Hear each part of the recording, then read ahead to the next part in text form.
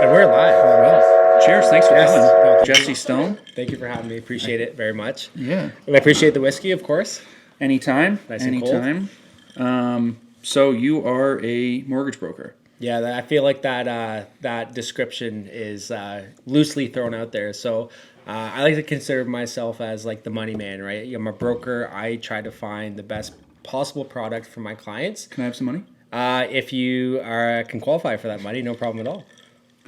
I have a lot of friends. We know a lot of people, obviously. Mortgages come and due, but then there's also, like, say, people in their early 30s. Mm-hmm. Our age, basically. Yeah. Yeah. Unfortunately. I don't know why I think I'm so much. Yeah. It's that beautiful beard you got it's on. a shaved head. What, I know we're just kind of jumping into it here, but walk me through the process of getting a mortgage. Yeah, so it seems complicated, but it's really not that complicated to go through. I always say get pre-approved first. And when I say pre-approved, I mean go through a thorough pre-approval, not that, bullshit pre-qualification. Online, where it's you're approved for $900,000. That's it. You can go through, multiple calculators and say, yeah, you're pre-qualified, but, in honesty, it's dog shit. They don't really take into account, your credit, your liabilities, what kind of income. I have a lot of clients right now that think they make X amount, but in reality, that income has to be verified. Mm-hmm. But just to go through the step-by-step process. So my process is a lot different than other brokers, as well as the banks. I'm a lot more thorough. I'm very big on education with my clients, right? I work with a lot of first-time home buyers as well as first-time real estate investors. I'm very big on education. So with my process, just to kind of lay it all out, we would have a quick introduction call. We have a discovery call. We would talk more about your income. I want to get to know you. I want to get to know your financial goals and your life goals, right? And that's how I can tailor a mortgage product to your needs, because everybody's needs is different. Everybody likes, Canadians, they want that 5-year fix, the lowest rate, but sometimes the lowest rate doesn't always mean the most amount of savings, especially if you're, a growing family, you're buying a 2-bedroom mm-hmm. and you have another kid on the way. Well, you're going to want a 3-bedroom. Let's say you're changing employers, you're going from one position to another position, maybe even a different town. You want to make sure you're not getting that penalty and, breaking a longer term mortgage, because that's where the lowest rate doesn't matter, because you're going to pay it in penalties, right? So just to quickly go over it, introduction call, we do discovery call. I'm going to send you an application. I'm going to do some document collection. I have a very quick turnaround. Me and my team are pretty much doing it within 24 to 48 hours. From there, we're going to book a strategy call. And I call it a pre-approval strategy call. And this is where I'm going to tailor mortgage products to your need to see exactly what fits your lifestyle and your financial goals, of course. From there, I'm very big on team-based. So I work directly with the real estate lawyers as well as your realtor. I want to make sure their clients are protected properly. And of course, you know how crazy COVID was. Some of those realtors, 300,000 over asking, right? It gets kind of ridiculous. That really put like an unrealistic taste in the market where everyone thinks they're going to get a bidding war for their house. That's it. Relax, you live in a shithole. That's it, right? And I consider anybody that purchased in, 2019, 2020, and got in before, we get that 30% increase in equity, you basically hit the lottery. I sure did. Yeah, I did too, man. Right? We're both residents here in Burkton. So from the strategy call, that's like the pre-approval, you are ready to go and shop. And when I guarantee that pre-approval, I guarantee that you can close on that property. My deals don't fall through because I do all my underwriting up front. I check your credits. I check all your documents. I want to make sure when you put that offer in that you can actually close on that mortgage, right? So basically, introductory call, discovery call, strategy call, house shopping, and then we're closing, and then we're in a conditional period with your offer, right? So even if we have a condition of financing in, condition of home inspection, quote unquote, it's more so we're going to start satisfying those conditions on that commitment so you can close on that property. Now, I call it broker complete, but most people don't know what that means. More so, the file is 100% complete. I already have your documents because I'm very thorough up front. I submit that all to the lender. You get your final approval. So as long as you don't go and, co-sign for a $2.5 million mortgage, and I have a story for that too. I did have a client that did that, or go buy a Benz before closing, I guarantee that approval and you move into that home.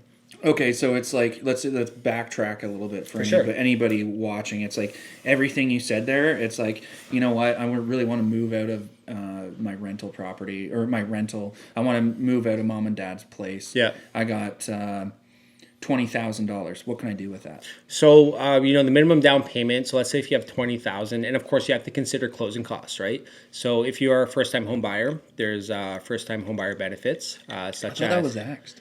That wasn't axed. okay, that's what honestly that's one of the biggest. Is that just social media nonsense? Yeah, it's just people sharing stories and not actually knowing what they're sharing. It's called the first time home buyer incentive. So that was a failed government program because the expectations and the policies and the guidelines were so high. I have clients more so like in the West End, Alberta, Calgary, where you could actually get a first home for 350, 400, right? So that was axed. It's called a first time home buyer incentive, and it was absolutely a horrible product. I never pushed it on my clients, and it was co-ownership. So what that means is the government was willing to top up your down payment to basically be a silent investor in your property. No way. Yes. So it's I'm not the biggest fan of the government right now, but it was more so like if you can do it on your own. But why? I think why, Santa Claus? Yeah, I think we all know the answer to that. But to talk more about the first-time home buyer benefits, so of course you can do the home buyers plan through the RSP. I actually did that. Yeah, me too. That's how I purchased my first hate it. property. Yeah, it was Because when you have to close that shit, Yeah. and pay it out, it's like because you got to pay it back, right? Like really, you don't though. You don't. Okay, So go on. Okay, so with the tell. RSP, what they do is when you put that in your RSP, you get that tax benefit, right? So just some quick math. Let's say it's 35,000. In today's, it's actually increasing to 60,000. No shit. Yeah, which is It would make sense because if you want to buy any house, you need more money. That's it. Yeah. It. One of the better benefits. But that 35,000, break it up to 15 years, right? You have to pay it back in 15 years, pay it back, quote unquote. It's actually roughly like $2,333 per year. So if you don't pay that back, what happens is they actually just throw it on your income and you get taxed on it. Because when you put it in your RRSP, you get the tax benefits off your income tax. Yeah. Yep. So let's say if you don't pay it back and you don't put that $2,300 back in RSP, you made $100,000. Well, now this year you made $100,000, $2,333. So you just get retaxed on it, right? I can tell you that because I haven't paid $1 back. I'm not the biggest fan of RSPs. I wanted the tax benefit and I wanted to get a home at a young age, right? So that's one of the benefits is the home buyers plan under the RSP. The second one, which was started April 1st, 2023, is a new account called FHSA. That's the first home savings account. So it's kind of like an RSP and a TFSA that's blended in one. The contribution limit is a lot less. It's $8,000 per year, and it contributes over to the next year. So let's say you started in 2023, you put $1,000 in it, you still have $7,000 of contribution room left. So fast forward 2024, now you have an additional 8,000. So you have 7,000 plus 8,000. You can bring it back up to 15,000 total. So that would be $16,000 for 2 years. So the max contribution for that is 40,000. But it was started in 2023. So if you start in 2023, 5 years pass, you can have $40,000 total. So $40,000 total plus the RSP, $100,000 per borrower. So if you're purchasing with your wife and you had a 5-year plan, that's one of the better benefits is both of you can actually have about $100,000 each, fully income tax deductible, get all those big tax returns, and purchase your first home. So that's like the accounts based for first-time home buyers. The last thing is the land transfer tax rebate. So here in Ontario, you get about $4,000 off of your land transfer tax as a first-time home buyer for each person that's on title. So what a lot of people don't understand too is if you have a cosigner, well, now you're adding somebody on title. So let's say you and your wife purchased a property and you had a dad cosign. So now there's actually 3 people on title. Only 2 of them are first-time home buyers because the dad already has a home. So you can only use 2/3 of that land transfer tax benefit, right? So it's better not to have a cosigner then because it's full amount. Yeah. And I mean, you're going from $4,000 to, $1,300 roughly. Don't quote me on that. Quick math. Quick math off of it, right? So those are the benefits as a first-time home buyer, but it is still very difficult to purchase.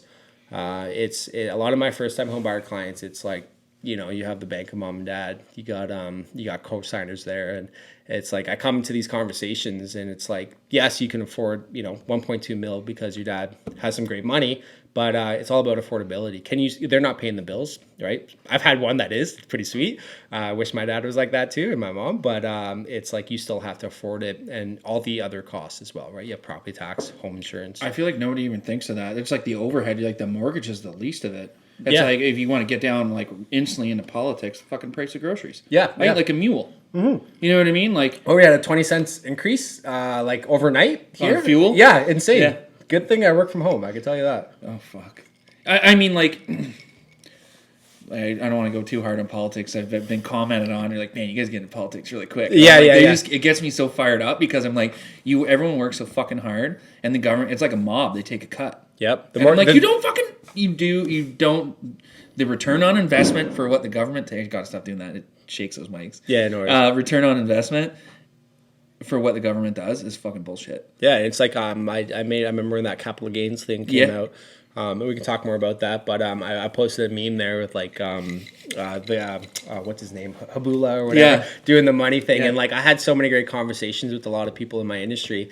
It's funny how like a little meme like that can spark a good Did anyone say what I said to you? Oh, 100%. Oh fuck! I was hoping I was the smartest one. Yeah, in the room. Nope. It's like we're all thinking that, and we all understand. It's like oh, we're only going to tax the 0.15%. Like fuck you are. No, and it affects everybody, and it's like you see that one headline. No, it affects middle class fucking people. Yes. Well, I'm sure it affects people with real money too. Yeah, but they at least have a team of people to mitigate that exactly, or figure out how to deal with that. Yeah.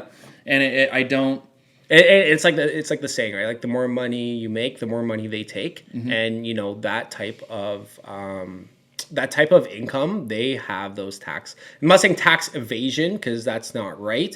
It's more so they're playing tax placement. Yeah, tax placement. That's a way better term than I was going to say. Right? Nobody's doing fraud, but it's like they. Whoa. Fraud is when you get convicted. Yeah. Exactly right. Proven. Until then, you're just like we're unaware of the actions you were doing. But like that's why they have these holding companies, trust companies, and like especially with inheritance and stuff too, right? Like that's why you want to work with a qualified estate planner. Financial planner. I recommend that to everybody dealing wills. with it You need a fucking will. Like I'm bad for that one. We don't have a will yet, but it's high priority right now for us for that just upcoming events. But you'd be surprised, right? Like a lot of people don't, and then but what happens is if you don't, then it goes to the government and they take your shit. Yeah, and you're like, oh, I hate the government. You're like, why'd you just give them all your stuff then? That's it. And people think like, hey, I have $250 in RSPs and the property's worth $250, whatever. I mean, probably worth way more in here in Canada, but they think if I give you $250 in my RSPs and I give $250 to the other sibling, that it's equal, but it's not because of this exact same reason. As soon as that transfer of title in, capital gains kicks in,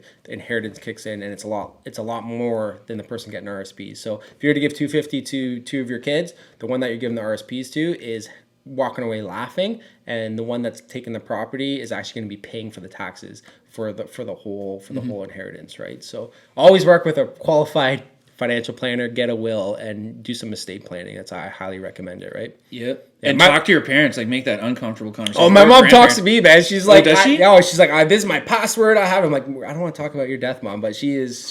Holy fuck. She's How old's your mom? She's around 66. Okay, so my mom's the same age, Yeah. and it's like she's good now, but up until then, it's like, did you get shot today? You're like, no, I'm fine. Yeah. I'm like, are you fucking kidding me? But it's like one of those things, right? Like to talk more about my mom, she's like the youngest of 6 siblings, so she went through that whole passing money from here, passing money to there. So she's experienced it a little bit, and she's like, I never want my kids to go through that, right? Just because of how greedy the government is, and you think you're leaving them the X, Y, and Z, but in realistic, they're gonna put their little claws into everything and take what they can, right? They're cut. Yeah. Tax on tax on tax on tax. Yeah. And it sounds like loophole, but it's frustrating to see people believe it. Yeah. It literally grinds my gears. I love how you said that saying, right? It's good. But it's the headlines, man. Like a lot of people don't actually read the headlines and they just take it and they run with it. And if you just look a little deeper, it's just like it's a headline. It's that spark that people like to talk about, right? Like fixed rates and rates in general has always been talked about, but never this much. And I remember Like for me myself, right? I got into this industry back in July 2022. So Oh shit, you've been in for it for 2. yeah, I'm hitting 2 years this year, right? But Good for you, I man. started my career in one of the hardest times, right? We had an increase on the variable rate about 4.5% a year. When the Bank of Canada, the government, will never raise this rate. It's like 1.7%, insane, right? But getting back to my point, it's just like I've only seen the hardest, and like now it's getting a little easier. Like my business is thriving because of that hustle that I've went through, and people are really being put to test on how to how to structure these deals, and as well as realtors as well. I call them COVID realtors. Some of them, they never wrote a condition in their life, right? They don't know what a house inspection condition is, a condition of financing, and it's not And that those are fun loopholes that I've used myself personally. It's like conditions based upon home inspection. That's it. Tell me if I'm incorrect or not, but I use that because as like a loophole for myself, so that if it's like, oh, if I want to back out of the deal, I'd be like, home inspection is a bad deal. That's it. That's it. Right. So it was the fucking easiest thing ever because I'm like, I can just get a friend to do it. There's no fucking license for it. No. Or there might be. I don't fucking know. But yeah, I don't like the windows. Yeah, it's not a good deal. Yeah, yeah. Later. No liability though. Yeah, no liability. It's crazy. Yeah. What a crazy industry that is. I'm like, oh fuck, that's an easy loophole. I'm like, if I see that, I'm like, dick. I'm like, that's such a good move. yeah. And honestly, like it's funny because like I work with quite a few realtors, like a ton, right? It's like, hey, do you think we need condition of financing? I'm like that lawyer. Get it in writing. I'm gonna say get a condition of financing because I want to make sure my clients are protected. And that's a fucking bullshit one though too, right? Because why would you go look at a $2 million house when you work at Starbucks? Well, I would cut that right. They wouldn't be looking at it. That's what I mean. Yeah, but yeah, it's yeah. like, oh, people will put that in there as a kind of a back out, and it's like, but more like to talk about the condition of financing. Like, there's other things that come into play as well. Like when I give a pre-approval, I guarantee that pre-approval. I use live examples. So I work with the realtor. I say, hey, let's say Lee's going to look at 5 properties. Send me those 5 properties. I want to review the MLS and Realtor View because it's actually way more information on it than going on Realtor.ca. And every property is different. And what people don't realize, every property is subject to lender review.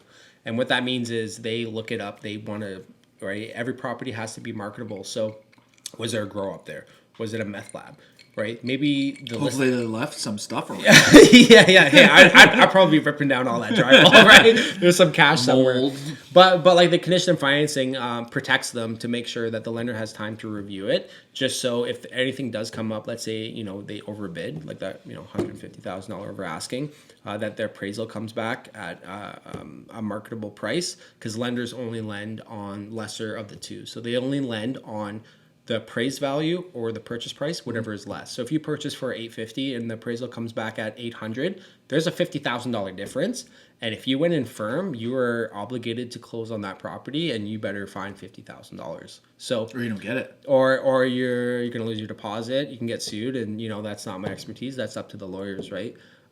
Yeah, there's like people aren't fucking around with that. If you just cost them $1 million deal, and they're like, we're gonna keep your deposit and sue your ass. Yeah. Like it's funny because I was going through your social media and I noticed that, I saw that reel that you made about that. I'm like, okay, I forgot about that. Like when you go through that experience of buying a home, it doesn't matter what it is. It could be a mobile home, it could be a mansion, it doesn't matter. Yeah. You go through that whole experience, and there's a whole lot of stuff that happens all at once and fast, and you're just like, oh, you're like, oh, I gotta sign on the papers and do that. I'm firm, like, let's go. Yeah, and like I bought a house while I was at work. Well, getting I didn't have a co-signer on this house either. Yeah. But I had to have $30,000 down. Yeah. Why would they allow me to do that? So like we have minimum down payments requirements, and how that works is, how you can do that. It's virtual signing. We're in the virtual world right now. No, not that part. It's like, how was I able to buy? I bought this house for say $270, hypothetically. Yeah. So, but then I had to have $30,000 down. They told me that a fucking 4 days before closing. That's crazy. Or 4 days. It was like a Let me guess, you're working with a bank. No, a broker. Yeah, we're really great gal. Yeah. Really, I felt bad because the bank got me on my renewal. Yeah. They called me like, oh, you're due for renewal, and I didn't know the whole process, right? Because again, this is what I'm trying to get awareness for anybody that's watching about kind of the whole process. Get comfortable with maybe it's a stigma. I don't know. I'm going on sheer ignorance and opinion. Yeah. That people are just like, oh, it's a bank, I trust them, and I'm like, that is a business. They don't give a fuck about you. Yeah. They just want to make money. Profit for the shareholder. Don't get me wrong. You want to make money too. Yeah. But you're incentivized to help people as being your own business. Being your own business. Yep. That you want to get as many people in your circle that trust you. Yep. And know that you're in their best interest. Clearly, you're gonna make a buck because you're not doing it for free. No one does nothing for free. I get that, but I've had very poor experiences with big banks. Yeah. Fuck them. Yeah. Don't care. Yeah, that's why I don't work for them. No, yeah, and it's like, and then I've also like, how do I remember sitting across the table from a guy giving me financial advice who didn't own his own home, Yeah. who wasn't at the same point in life that I was, and I'm supposed to take his advice, and I was sitting there, I was like, I'm like, I don't feel right about this. I'm like, no, it's a bank, I trust it. But then as I get more and more jaded, or more and more educated, however you want to fucking put it. Yeah, I like the educated part. Educated. As I get more and more educated, I'm like, no, it's a fucking business. And I'm like, and they take cut. It's like your return on some of your sidebar conversation, your return on some of their investments at one point didn't even cover inflation. I'm like, what the fuck would you invest with these people? Yeah, and they take their cut, and that's the thing when you go to the bank, right? Like, trust me, I get poached by banks all the time. Hey, for real? Yeah, they call it other brokerages, banks. I'm not gonna name any names, but it's like I do not want to. I broker their products. Some of their products are great, but it's the service and it's the whole mentality of, like you said, like you're a number to the bank. Mm-hmm. You're there to provide profit to the shareholders. Mm-hmm. And what was big was like back in COVID with the variable rates, and like every person I had on variable rate, I would call them, hey, their rate just went up. This is your payment. These are your options, right? I was very surprised if any bank would call you that, as well as a refinance option. Hey, we can break your mortgage, switch to this lender, and save you thousands of dollars. And I work out the math for them. They did that to me. I was early. Yeah. They broke it, and then I signed for way cheap. I'm like 1.7, my interest rate. Yeah. Fixed for 5. Yeah, that's good. So I fucked up though. Yeah. I had an option to do 3 for 10.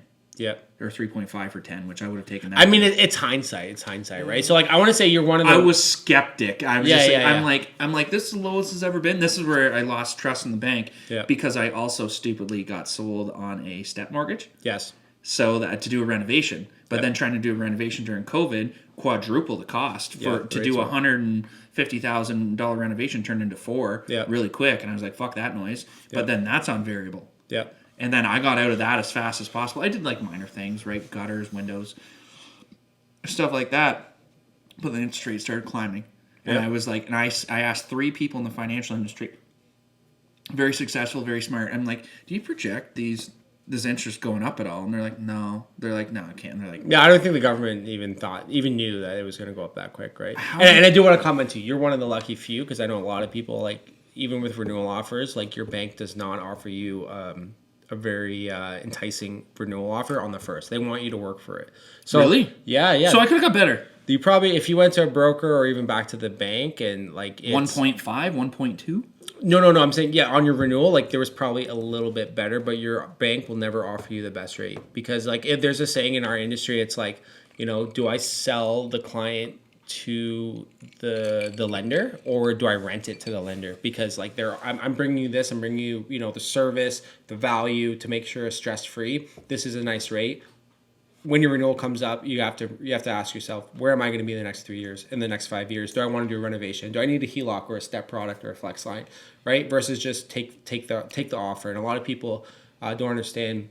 You should be reaching out to your broker like 6 months before, because if you were to switch lenders, you need to requalify, especially for a business for self-owners, because it comes to tax planning. Mm-hmm. So of course, what happened the last couple of months, like I've been reaching out to all my business for self-owners to say, hey, how are you doing? What's your plan? How much are you claiming this year? And are you happy with your current lender? Are you making any moves? Because what you claim on your taxes, I have to verify that income to move forward, right? I'm a business for self as well. So if I'm not making any moves, I'm going to expense as much as possible, right?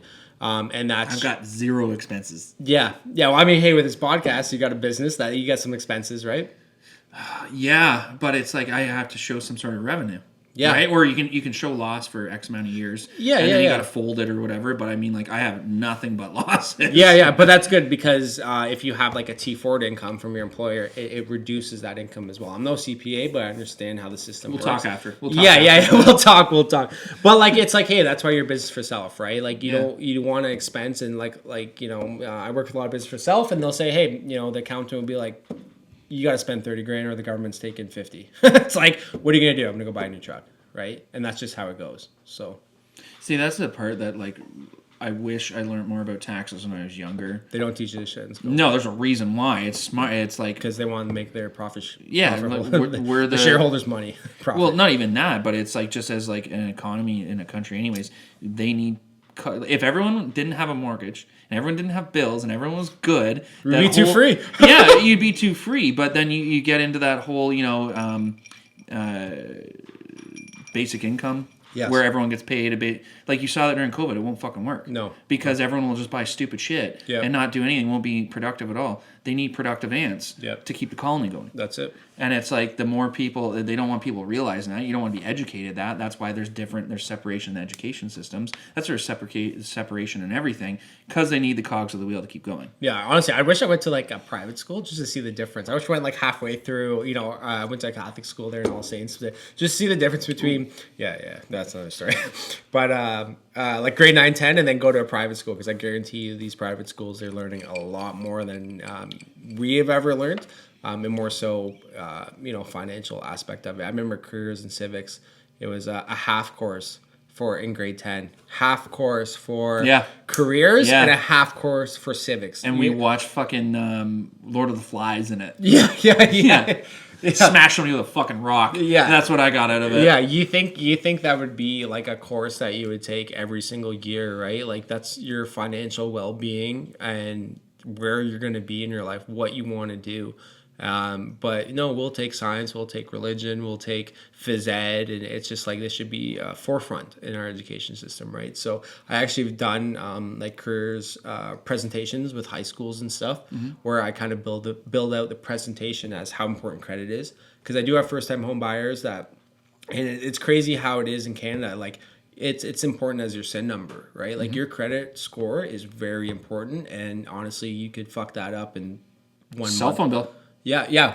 A cell phone bill fucks it. That's it. I learned from experience. I've learned from experience that, or being how do I say this politically correct? Because again, you never know who watches this shit, right? So that's it. Trusting a partner. Yep. With your finances, and then fucking it up. Yep. It's like there's no ignorance to that. It's like, oh, I thought my better half was on the shit. Was on the shit, and they're not, and you're just lended to the hills, and you look like a fucking idiot. I'm substantially better now with like our household finances. Like one person needs to be in charge, and I hate to say it because some people like to spend, and I am in charge, definitely 100%. And sometimes I wish she was in charge, just to be like do my own thing. But someone needs to be savvy on it. Someone needs to make sure bills are being paid on time. And I'm not too sure how you and your wife structures it, but I preach this to anybody I can. It came from Steve Harvey. It's like we're in fucking 2024 now, right? It's like you have your money, right? We can't run on a single income anymore because of how expensive it is. It's not like how our grandparents were, but you have your money, I have my money, we have a joint account, okay? My money's my money, your money's your money, but this is the obligation to our household where we should be contributing X amount to cover all of our bills. So when I go and buy you something, I'm buying that out of my money. Yeah. Right? If I'm treating you to dinner, I'm buying you out of my money. That's outside of our obligation. That way, if you want to spend whatever you want to spend, if I want to go buy a nice, Renewal, like 12 gauge or something like that, I'm buying it with my money. And I'm still savings. Our obligation for our household expenses, our savings, and it's done, right? So, I fully agree. I think our house is a little like 1950s, right? I cover the spread for 90% of stuff. Yep. Like my wife has an idea of stuff, but like I've explained it to a certain point. But obviously, our pay scales are different, which is fine, like because our relationship is purely made on Like a partnership. You're a team. It's 100%. It's You're 100% a team. We both bring different things to the equation. Like she's a substantially better, nicer person than I am. Yeah. In every way, shape, or form. A lot more compassionate and caring. And While she's pregnant too. Yeah. Oh yeah. No, zero issues with That's that. good. I want to get more females on this podcast, this video thing, just to get a different perspective. I don't want anyone to think that this is a guy's garage and it's male. Yeah, hoorah. Like we said before we started, is like I want people to get to know you across the table, as well as understand like this whole garage it's like a melting pot of most people's garage, I would think, or wherever they hang out, where it's like you learn a thing or two about people, guys, girls, put whatever. Put some whiskeys in there and we just talk shit, right? A whole lot, talk shit. You get some wisdom out of there. You've taught me in 30 minutes more than 4 bank people that I've dealt with in the last 20 years. Yeah. 10 years, that's an exaggeration. But we were saying about her household makeup is that she gives me X amount of dollars a month. She has her own money. I don't care what she does. That's it. And she, honestly, I think it is. She's just like, oh, everything's taken care of and I'm happy with what we're doing and that's good. And I'll be like, I'll run big purchases by her and she just instantly she goes, I know you have an angle. And I know that you already, like right off the bat, she's like, I know you've got something figured out where, because I'm like such a stressor, where you're going to, sell it or do something with it to cut, like to be insured with it. I know what she's like. I know what you are with money because I've been really buried in debt to a point where I only had a dog and an air mattress on Christmas Eve. Yeah. That was it. So it's like I know what it's like to be like negative fucked on a really bad time, and I'm not going back there. I don't care. But that's how you learn, right? Oh, 100%. Like it's you need I don't trust anybody with my money. That's it. You need those points in your life, and like even when I purchased my first home, I fucking sold my bike. I had a nice CBR 600 RR. I sold all my stocks. I was in Canopy. I was in like LAC. I was in kind of a smart idea. Those weed stocks tanked. Yeah, but when I was in it was going up. But I was like, you know what? It's like everybody with crypto. Crypto? No, I don't. I stay with crypto. I invest in real estate. That's kind of my thing. But that's the only thing that's really shelled out over the past. Like it's kind of like any index fund. It's the only thing that's just. It goes up, man. They don't make any more fucking land. If anything, they're taking it away. That's it. You can create money, you can create everything, but you cannot create more land, right? And it's like that, famous saying. It's like unless you're Doug Ford. Yeah, he tried. He tried. Yeah, and honestly, we probably could have used that because we're in such a housing crisis. But like, it's like that saying, right? It's like time in real estate is always better than timing real estate. Right, so trying to time the market. Hey, let's get this purchase price. Let's get it low interest rates. Well, I call it the sheep or herd mentality, and gets back into rates where rates are just such a hot topic. And I remember Pizza, they had fixed rate pizza. I remember seeing ads for that. Right, it's like Canadians are just so focused on rate and real estate right now because it's just shoved in your face so much, but. I'm saying if you can get... It's a hot topic. It is, right? If you can get in the market, like just get in the market because maybe you might lose 1 year, 2 years, like unfortunately what happened in COVID. Some, there's winners and losers in every market, just like, you everything you do. Yeah, just like any kind of stock. It's every race. Crypto, everything, right? But I guarantee you in 10 years, if you wait it out, if you survive, if you can make those payments, it will, give back to you and you'll build that equity to get to your next property, right? I'm such a big critic on our current government, Liberal, NDP, whatever.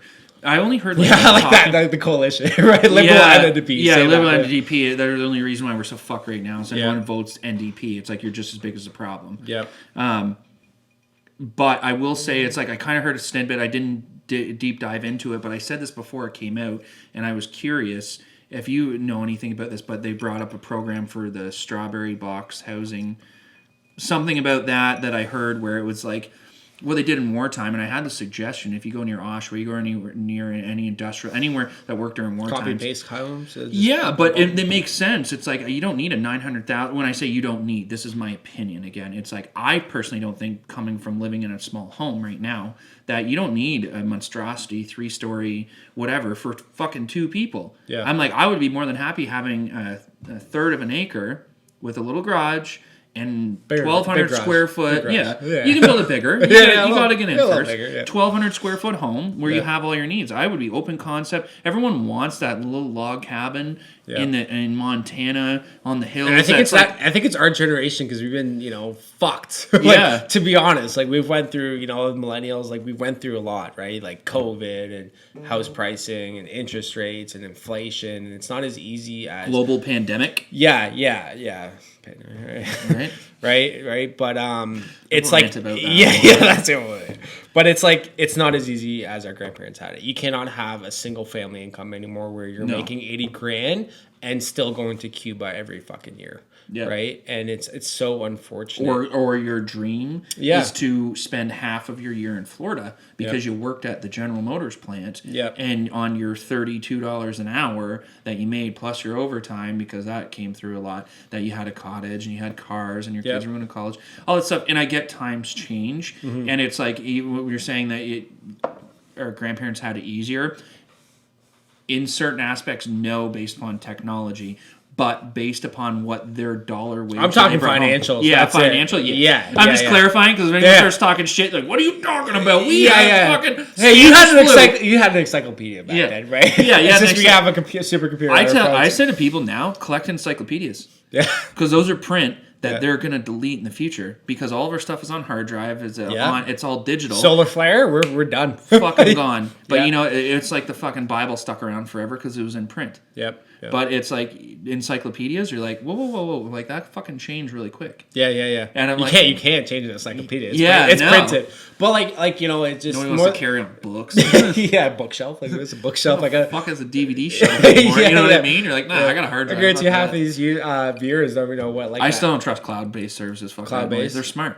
Yeah. Super smart to convince everybody to store their data off your house, so you got to pay for it. Yeah, and it's just it's your money. Yeah, we're just a marketable thing, man. Like I'm sure we could talk right now about mortgages in our phone, and next thing you know, we're gonna have 10 ads on every single platform that we have. We're just recycled. But to talk more about like how our grandparents had it, it's like we have had such a increase on home value, especially as a first time home buyer.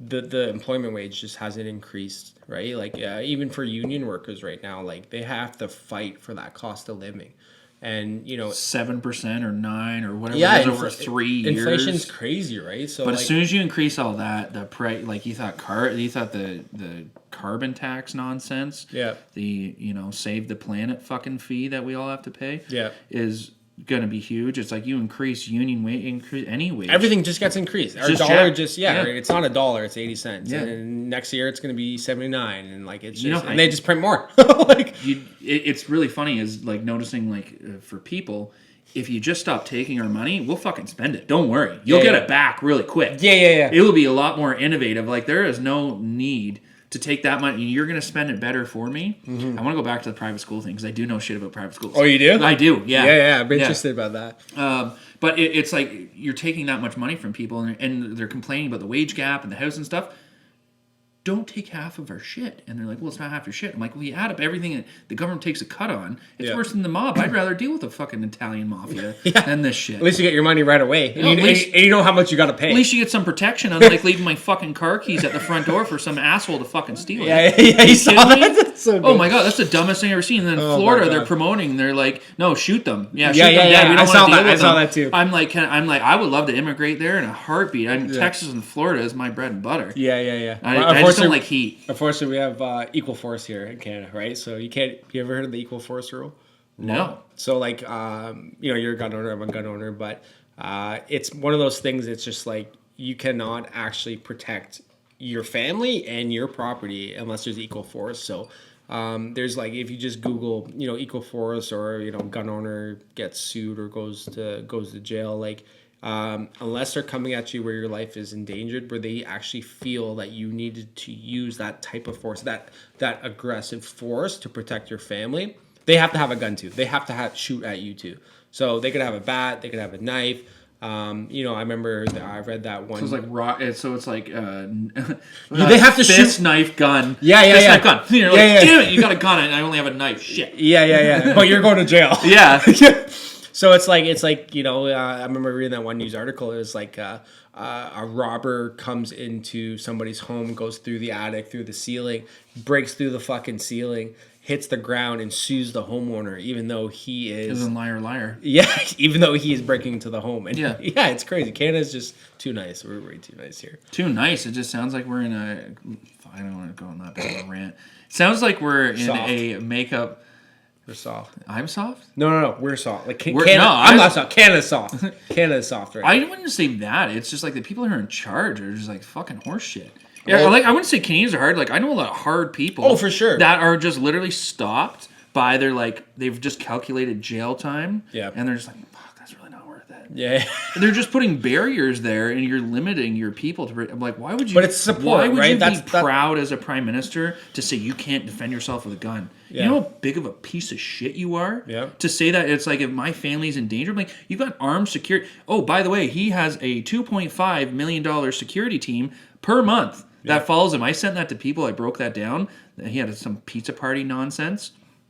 $3,657 per hour. Damn. His wage plus his security to do that stupid thing. That's the most expensive pizza I've ever seen. That's my rant. And I'm not saying Canada's soft. I'm saying, well, government has to be supported and government has to be balloted in. Unfortunately, he got in.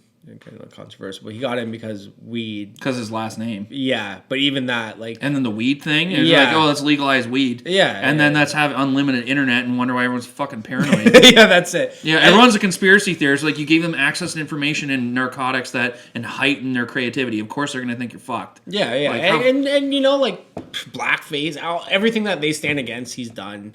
I didn't have a problem with that. He was dressing up. I mean, I'm not a racist person. You shouldn't, but it made it like that. Yeah, right? They spun it that way. I'm like, you could get him on so many other things. Like, but it's like it was a little ironic. I found right, just what he was preaching and that. But I don't want to get too political. I'll try to keep this more on the mortgage side. Yeah, but we could talk about. I fucking rant. So. Yeah, we could talk about that all day, right? That is what it is. I mean, everyone's got their choices. I mean, you can dial it back, but the private school thing, I know we're jumping all over the place, but before I forget. I want to learn about this. Yeah. That private school? Okay, so I did know somebody who went to a private school. They learned dinner etiquette. That is hilarious because I've actually watched no, I didn't know that, but I've watched quite a few YouTube videos on dinner etiquette. Yeah. On what everything is used for. Had dinner etiquette conversation. Cool. Was one of them. And I also didn't know that a lot of cartel members have their kids that go to private schools. Yeah, what a great place to network. Exactly. Serious. But then that is like your prerequisite into Fortune 500s, all that other stuff. Yeah. Which school did you go to? Where did you vacation? Where did you, all these places, the Muskokas, that's like for the poors. There's like way better places that we'll never go to because our family were never part of Parliament that I know of. I don't know. Yeah. I definitely wasn't, clearly by how I talk.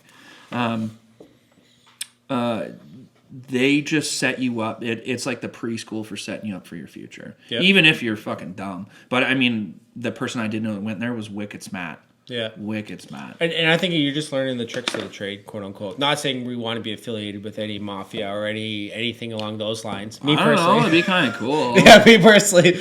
But it's one of those things that's like, you're not, if you don't learn these things from people that have done it, and, like we're talking about the tax placement, if you don't learn these tricks, you're not going to get ahead. And you need to, like, my parents are immigrants. They're from Trinidad. What? No way. Yeah, both my parents from Trinidad. And, I'm a first generation Canadian. So it's like, They're both from Trinidad? Both from Trinidad. I'm one of those white Trinis. Yes. Yeah. I was there for thank God he said it because I'm like, but you're so white. Yeah. But I was there for about 8 weeks last year. It was great. Do you go back to tan? Me? Yeah, I got tan pretty quick. Yeah, you know what I mean? Like, because clearly if you're from closer to the equator, you're able to absorb. I don't wear sunscreen. That wasn't like an ignorant comment. That was like a very I don't wear sunscreen. One. That's all I got to say. Well, that's probably good so you don't get carcinogenic and shit, Johnson. That's it. But like it's like one of those things. If you're not learning these things from people that have done it, and like that's why I just love business owners so much because, business owners are so willing to teach because it's one of those things. It's like we all fuck up. We all make mistakes. Just like a first year apprentice in a union, you're gonna fuck up. You're gonna learn from the mistakes, and you're looking towards your journeyman to teach you those mistakes so you don't fuck up too bad. But same thing with life and financial planning and business owners, right? And I find business owners, it's just like they want to help you so you don't fuck up as bad as them, right? And it's like once you get into that, some people want to be mentors. Some people need people to keep the cogs going. Yeah, that's it. They'll treat their employees completely different than somebody that's willing to collaborate, right? But it's just a different mentality. It's like me even personally, like when I deal with first-time home buyers, because I was a first-time home buyer once, just like your situation. But I didn't use a broker. I went to the bank. I was young. I was naive, and he was actually Trini. So I was just like, you know what? I'm going to use this guy. Like, what a great guy. But it turned out, and it was funny because I was Hustler? Did you get hustled? No, I didn't get hustled, but I found out he was a certified financial planner, and he didn't even do mortgages. And it came down to the nitty gritty when I went firm, no conditions, purchased the, I'll take some more of that too, if you don't mind. Purchased the property, firm, and heavy or light? Oh, heavy, buddy. Okay, we got some pop there. A little color. Well, I got ginger ale too. If you want to do ginger. Oh, we'll do it on the next one. Can you pop? Yeah. I need it to fizz a little bit, But yeah, so he was a certified financial planner, and me being naive and young, at 24, when I bought my first property, it was like I didn't even ask him how many mortgages he did. So I went in firm, like I said, I sold my bike, beautiful bike, trying to get one this year, right? So if you see me ripping around, I did it. You bought a new one? No, I'm trying to. I'm gonna get on it, but you should buy a 4-wheeler. I got one for sure. I got mine. It's just not worth it right now. But yeah, sold all my stocks and just went all in. And I didn't have that guidance. And I remember it came down to the nitty gritty where, me being 24 years old, I'm very resourceful. And if I want to know something, I'm going to go look it up. And he was even telling me at the time that I didn't have enough money to close on the property. But I already worked out all the math, all the calculation. And it came down to the point that I was a first-time home buyer. My land transfer tax rebate was covered. So he was trying to say that I owed an extra, $3,500, and I tapped my accounts out. We tapped same with the wife. Like we tapped everything out. Like I said, I sold all my investments, right? And I actually the amount of stress I went through, and I had to go through my lawyer to tell the bank that I am a first time home buyer, that I don't need to pay this extra $3,500. It was just something simple as in Google first time home buyer land transfer tax, and now I'm looking for guidance from somebody at the bank. And me as a youngin' just absolutely stressed us the fuck out. And it was something as simple as Google, no problem, done. Right? But I had to get my lawyer to tell him. So when I take that experience with my first time home buyers, I never want them to go through that ever. No. And it's something as simple as that's a lot of money as a young age, right? 50, 60, we put 73K. Fuck, $100 is. Yeah, right. And you're trusting someone to follow through with that purchase, and everything was smooth other than this one thing. And it's just it's so simple. And it's just that guy should never touch a mortgage in his life. And that sours your mood. That sours the deal. That sours your the whole opinion of the bank. Yeah. It's dick. So your mission is not to have people to have that experience that you had. 100%. And it's unfortunate when you get into the banks and stuff like that, right? They want to climb the corporate chain. Yeah. So they just want to sell. Yeah, they start as a teller, then they go to financial planning, maybe they dabble in mortgages, then they want to go up to corporate, and it's just you're climbing the corporate chain. But meanwhile, when you're working someone with myself or another agent or a mortgage agent or broker, all we do is mortgages. I'm not here to, position you to a mutual fund. Yeah. Or hey, another account. I saw you at Niagara Falls once. Do you want a U.S. account? I'm not there. All I do is mortgages. I sleep, breathe, eat mortgages. That's it. So if something comes up, I'm knowledgeable about it. Not just knowledgeable about the banks, because I do deal with the banks as well. Credit unions, those private investing. I do private lending, flips, all What's those kind of things. What's the B and C lender? You hear people talk about all those the time, lending. Yeah. What is that about? I don't I'm with one of the big four banks. I really don't want to drop some name. I don't want to get sued. I like to use colors, right? Yeah. Oh, red one. Yeah. Light red. The one that has most mortgages in Canada, a very popular one that most people are with. Yeah, so they're on our broker channel. Like I said, I'm not going to name names, but believe it or not, the light red one, we actually do. You can DM. Yeah. You can DM for the information. Yeah. I don't want to get sued by somebody who has all my money. That's it. And don't cut me off, of course. So believe it or not, like out of their mortgages, because they are in the broker channel, 55% of their mortgages are actually brokered through our broker channel, right? I asked somebody if they're just trying to buy the market because anyone you talk to has a mortgage with them. Is that do you speculate that? Like they're just most banks don't want to deal with. They're aggressive. Yeah, they're very aggressive. And like, they have sweet policies. They're very lenient and they're great to work with, right? But that's their products, all right? I'm not talking about their products and how great they are to broker to my clients because it fits their needs, but more so the other side of it, as in, the customer relationship, the values they add, your number, right? I can get you into that product, exact same thing that you're in right now, but you're going to get extra service because I work on commission. And if I do something bad to you, you can go on my Google page right now and actually blow me up, and that's actually directly going to affect my business. Yeah. If you go do that to people are fucked now. Yeah. So I social media pages, Google reviews. Yeah. And I take it to heart, right? And if you look me up right now, I have like almost 50 reviews, all 5-star. You can hear the stories, and I pride myself on that. But when you go on the other side, and if you deal directly, you can light them all up, but it's not going to mean anything. They don't care, right? They got millions of customers, right? Whatever. Yeah. Me, I'm like, hey, I want that referral. My whole business is based off referral leads. I don't pay for leads. I don't give kickbacks to anybody. It's like I'm here to create value and to make sure you have the most easiest closing ever, and as well as build you wealth. And I'm going to contact you. Hey, let's get a rental property. You got funds. Let's refinance. Let's put your kids through school. Let's not give those banks more money than they ever need. And I'm going to work with you to build that wealth, right? So just to talk specifically about like A lender, B lender, and C lender or alternative lender, I know you asked that question. So what it is, it's like products, right? So you have A products, B products, and C or alternative products. And they all come with different guidelines and different ratios. So, not to get too mathematical, but I am going to a little bit. So like a typical ratio on a product would be like 39-44. GDS and TDS. GDS is gross debt service. As in, I'm going to take your income and I'm going to see how it calculates against the mortgage payment and the interest on that, right? So that will give me a ratio. If it exceeds 39, you're not going to get qualified. Right? And then there's TDS, which is gross debt service plus debts. So I now have to take all your credit card debt and your line of credit debt, blah, blah, blah. And that max is 44, right? Depending on the product. So that is the regulation that the government put in place to make sure you are not spreading yourself too thin if you want to go in layman terms. So when you say, you've been pre-approved for 500, that means you're at that ratio.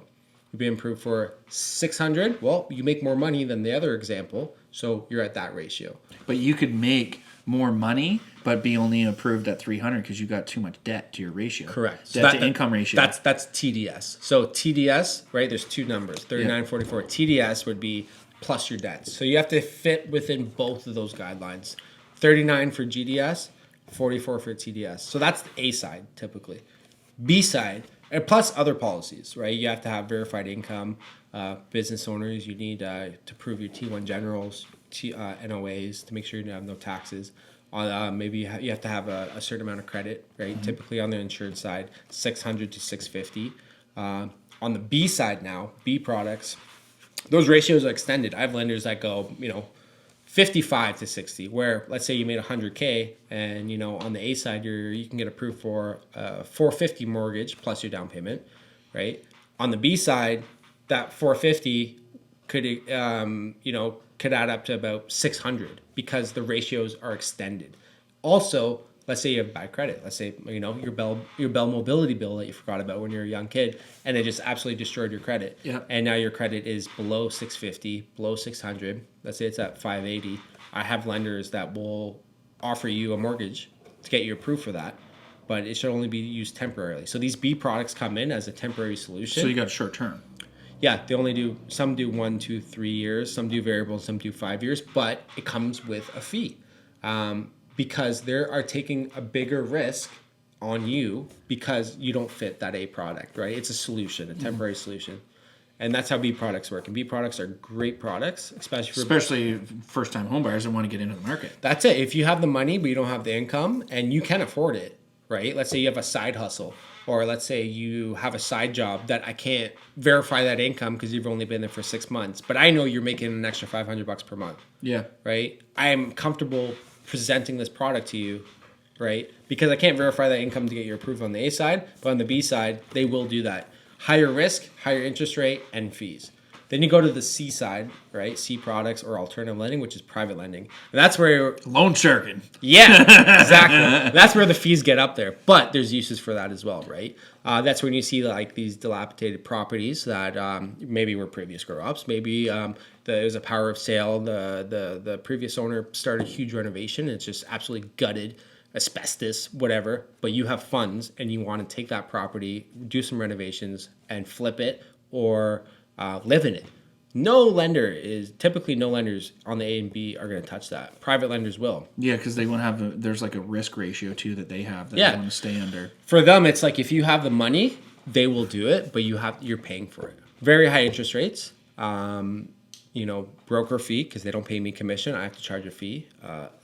Lender fees as well. Broker fee? A broker fee is so a lot of people. What would that be on that? Like how much would that be? So for me personally, every broker is different. I have a $2,500 minimum or 2%, whatever is more, right?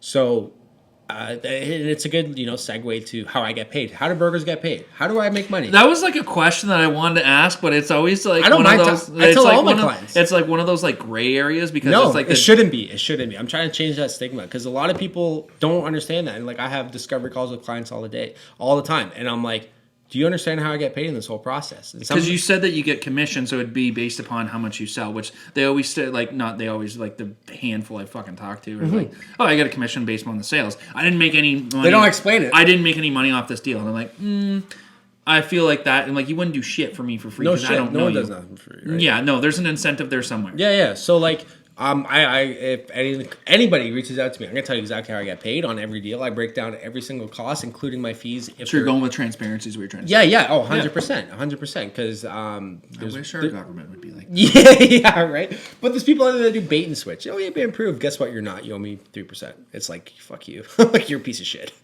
But and then unfortunately in any industry they're like that. But like how would you? Yeah, it's anywhere. It's not just this industry. It's like any industry. Everywhere. Lawyers, you name it. Mechanics, right? Yeah. Window guys, hairdressers. Yeah. I said cut and color, and you only did the cut.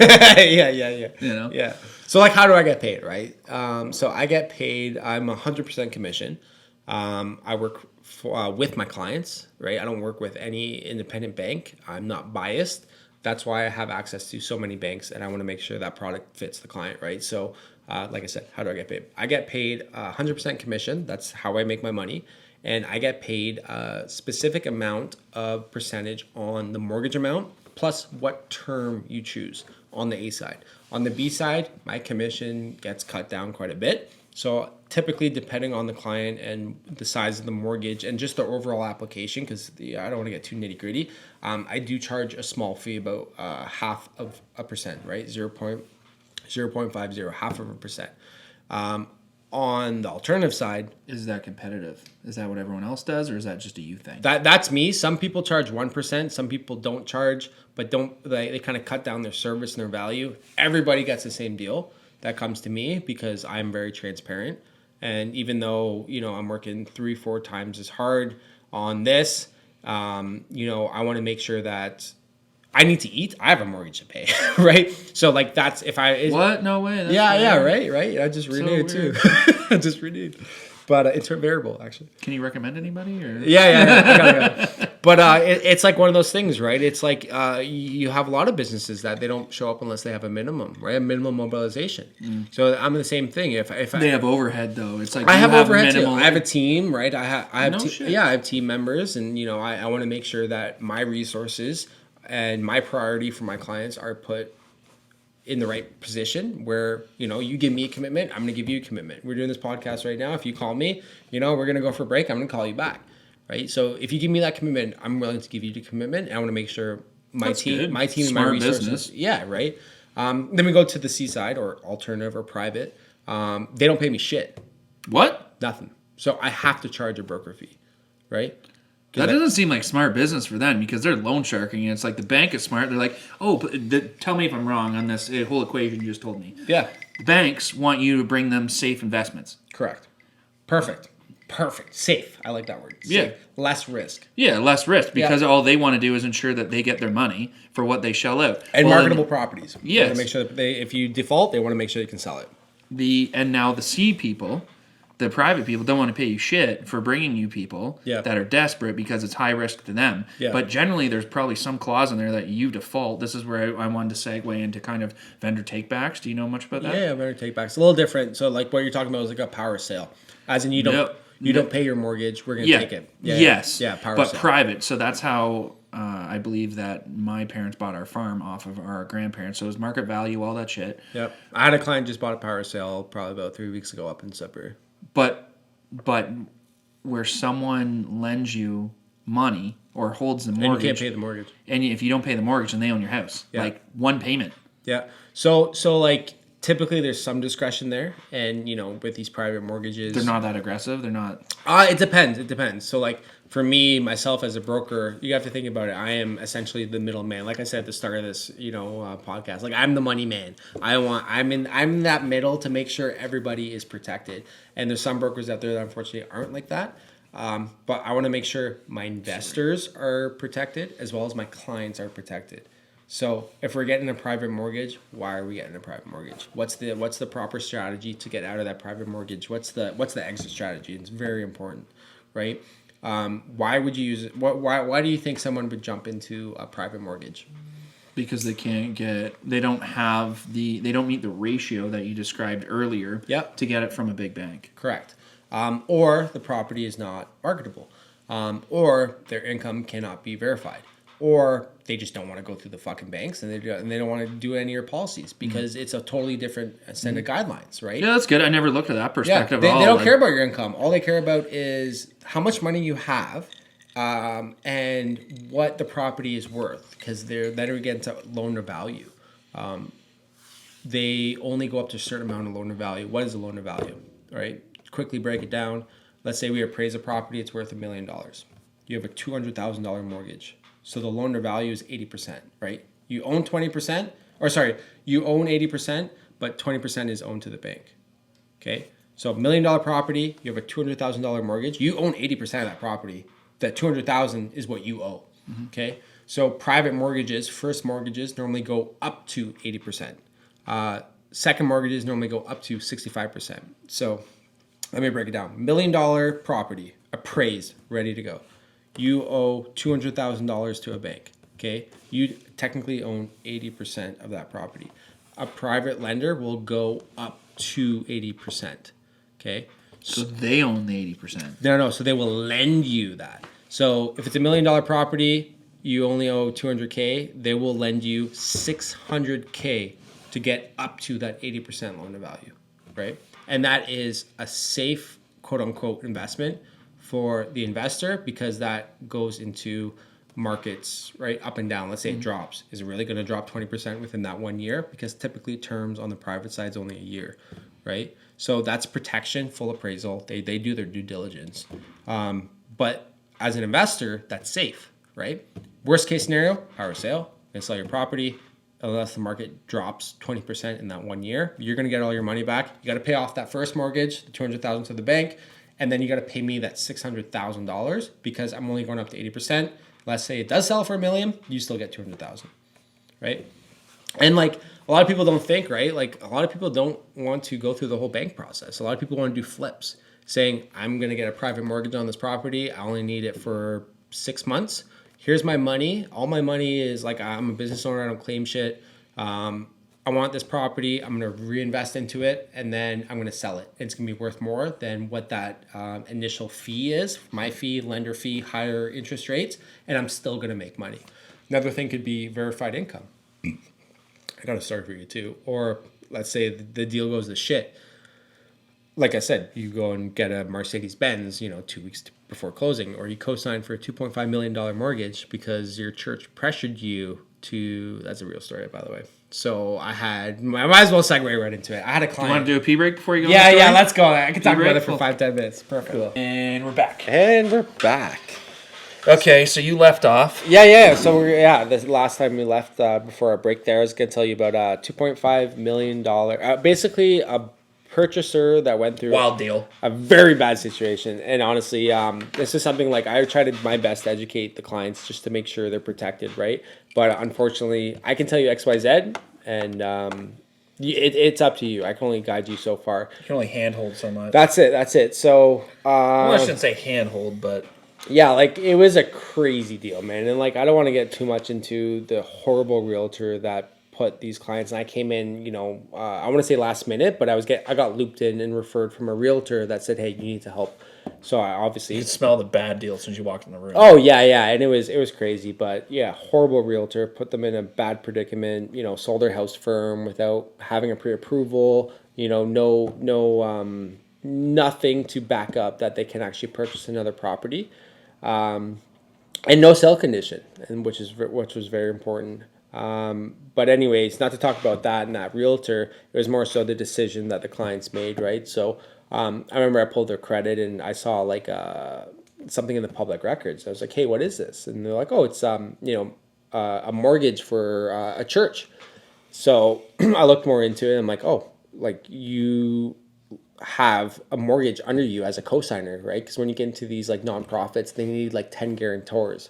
So they would go to like, the directors and the board of the church or whatever it is, whatever nonprofit is, and say, we need 10 people to sign up to guarantee this mortgage for this nonprofit, right? So among fraud on their credit report that they had no idea about, that took like 3-4 weeks to wrap up. What? No way. Yeah. Big group of people commit fraud. As soon as you're telling me that story, I'm already like, you can commit fraud this way, and this way. I'm like, no. I won't say that. It wasn't the mortgage that was committing fraud. They had fraud on their credit report because someone stole their identity, opened up like a some cell phone bill actually, and like a Mississauga address and all that, right? So I got stolen for like $30,000 once. Yeah. My credit card got jacked probably like cleaned out accounts 3 weeks ago. No. I saw the charges come in. And like, buddy, I'm in finance. I watch my shit. Yeah. So mine too. McDonald's, Tim Hortons. Yeah. Did they overcharge me? Did they charge me twice? Not even that. It's just like how much I spent. I'm like, oh, God damn it. That's it. And honestly, anybody listening, you should review your credit, your statement for your credit card every month. I do every week. Is that bad? Yeah, no, you're even better. It's a little crazy, but you're doing better than the rest. Right? Really? Yeah. And I thought I was like lacking on it, so no one does it. No. Like me personally, right? I do it before my statement comes out. So hey, your statement's due in 2 weeks. I'll go review what that statement looks, and if there is anything fraudulent, pay it right away, and then deal with it after. Right? Because you always want to make that payment. It's like, oh, it's $600. I'm not paying that. But the credit, Equifax, they don't give a shit. They report regardless. So just pay it. Yeah, it is what it is. It's a report card regardless of who's right or wrong. That's it. And then deal with it and you'll get reimbursed, right? Because it does take a little bit of time. I have dealt with like Visa a lot. They're pretty good on the front. Yeah, really good. I paid it and, it was like $700 and probably like $50.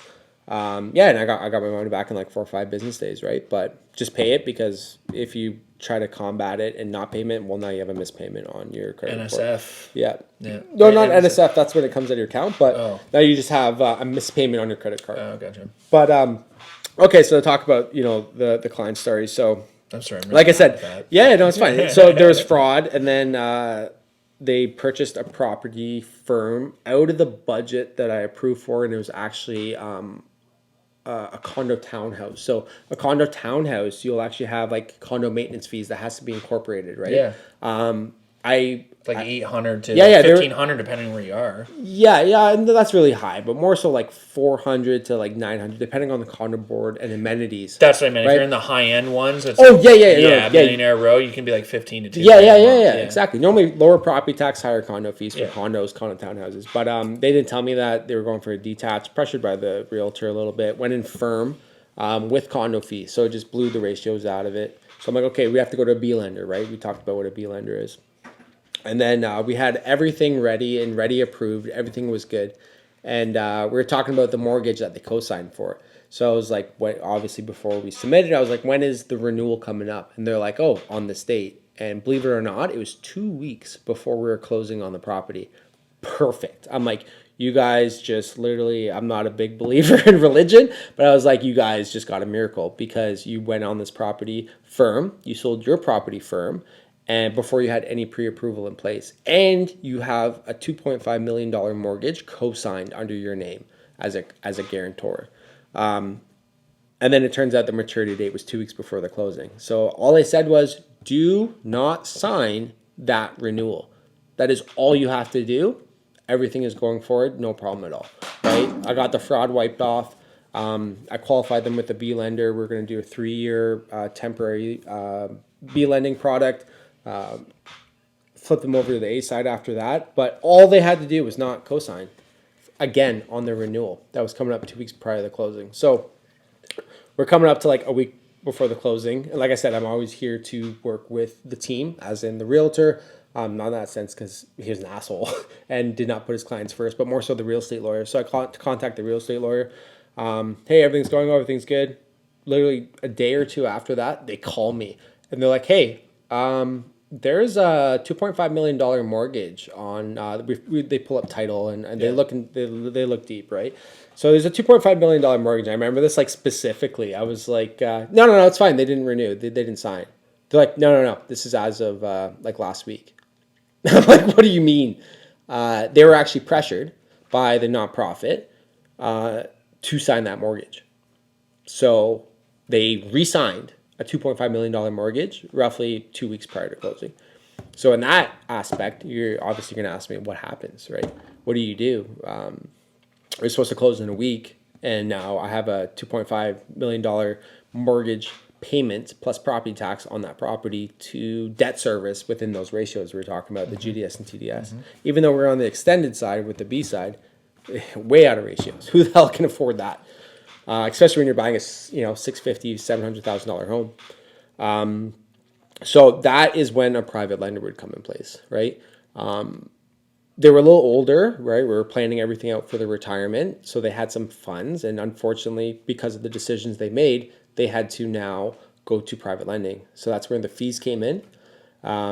This was a temporary solution, as in you will not get approved anywhere else. They will approve it in 2 weeks, but you have to pay the fees, a higher interest rate, temporarily until we can get you off of that $2.5 million mortgage at the next renewal, or if you can refinance to get you into that product we originally planned for. You know what I'm saying? Yeah. Why would they take that deal? I can't tell you. I was brought up in a Catholic school, and I don't know. I can't speak for that, but like I said, like I do my best to protect them. Yeah. But sometimes you can't protect people from themselves, right? And no, there's such lovely people. There's more to the story, but yeah. And honestly, there's such lovely people. They're so welcoming, and I work virtually 100%, but they were a little bit older, and I actually went to their house and helped them with everything. And you do most stuff virtually. I'm 100% virtually, man, and that's why I'm with Bricks Mortgage, man. I was like I said, I was in Trinidad for 8 weeks last year, and I closed about 5 deals, and I was like, and you never stepped foot out of the house. Never stepped foot out of the house. I was on the beach. I was in Tobago in a villa, brokering deals. Dicks on Instagram. That's 100% you. Yeah, or like the adventure guys I watch. Like I'm like, how do you have an overlanding show? Like doesn't pay any money. And like, honestly, if you I do mortgage broking. If you go to my Google reviews too, because I remember I had a new client there, and like I'm the type of person. And it's not an 8-week vacation. I work too, right? No, I know that, but you're like fuck, I figured it out. Yeah. It's like that's why I wanted to segue into this. I'm like, I've always known you since you moved here as a hustler. Yeah, and it's like. You don't have to say where you worked or any of that stuff before. Yeah, obviously, I don't mind. But I mean, like you're just always on the move with something, and it seems like this profession is your fit, which is very interesting to find. And it's like, and it makes sense because you're a very independent person. Yep. You want to make money and do your own thing, and you can't do that when you work a 9 to 5. No, that's true, and like it's kind of that saying, right? Like no one wakes up and is like, I'm going to be a mortgage broker, right? Like, and you can ask any mortgage broker that, unless they were, their dad, their family was built into, like they're pretty much raised on the mortgage broker, which is very rare, right? It's true. Most of us, they consider us like the unemployable, right? Very independent, very hustle, and the ones that actually survive, because believe it or not, my CEO is great for this. He has a saying, and he says, and stats as well, right? 80% of new mortgage agents do not renew their license within 2 years. They all, like this year alone, 11% in Ontario did not renew their license. Oh, it's a high turnover. High turnover. And like I said, my CEO has a saying, it's like you have a better chance to survive storming Normandy Beach than you do becoming a mortgage broker. Whoa, You think- that's a tall. You that's a think tall most drink. people would be like, "Oh, I'm not getting into this." Me, I'm like, "All right, let's beat those odds, right?" Even like my previous history too. I used to be a business owner, right, with a family business. Me and my brother, we started a business, not related anything to do with finance. Such a good joke, but And I'm gonna be professional. yeah. You No, should. I was gonna say something like it's totally sarcasm, but it can be taken as like something different. But either way, continue. Yeah. So like I was in a family business for a bit, in a young age, right? I was 21. He was 27 at the time, and you know when we started that business, like I remember we did pavement markings. I remember the start of the business because ask any business owner, you can make millions of dollars. They're always going to remember when they start, right? And that's the hustle. That's the breaking point of like passion. yeah, right. Like I remember when we first started, we did a lot of government tenders, and we didn't realize the government takes 90 days to pay. So, you know, our first big 36, contract. 90. Yeah, right. I'm 21, he's 27. And like, we got a big contract for, let's say, like 90 grand. And we go out there, we do the work, right? Broke as shit because all of our money is on the equipment. Maxed out my personal credit cards, his credit cards, my line of credit. And we do all the work, and we're like, where's our money? They're like, oh, 90 days, right? So Plus a 10% holdback. yeah, it's crazy, right? So and that's Fucking and that's insane. getting paid from the I government. can see where you can. I slept in a truck. We slept in trucks on our next jobs because we are waiting for that money. I can tell you what tastes good at a dollar store. Those the golden fishies. You know the cheese. You know what I'm talking about? Those are the best from the dollar store. I could tell you what tastes good and what tastes bad. So I experienced what it's like to go through the growing pains with a business at a young age. Yep. And that's why I think I have that kind of mentality, right? I tried. You've been poor, and you're like, I don't want to be there anymore. Yeah. But more so, like I know, but like I said, I was there for 8 years, and like we did very well, right? We went incorporated, and then of course, like that lifestyle wasn't for me anymore. I used to travel all over Ontario. I used to go, 5 weeks in Cornwall in motels and Fort Erie and Hawkesbury, Wherever there's work. wherever we go where the tenders went, right? Yeah. So, but fast track from eating at the dollar store to year 4.